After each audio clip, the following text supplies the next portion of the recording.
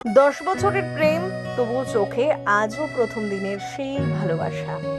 জন্মদিনে প্রেমিকার মুখে হাসি ফোটাতে সোজা বোলপুরে হাজির বনে। কোনো কিছুই আমাদের আলাদা করতে পারবে না।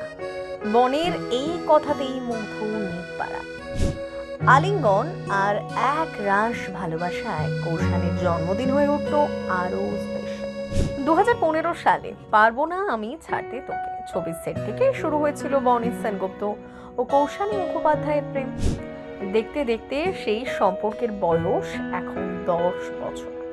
আর প্রেমিকার জন্মদিনে তাকে বিশেষ অনুভব করাতে কলকাতা থেকে সোজা বোলপুরে পৌঁছে গেলেন বনি।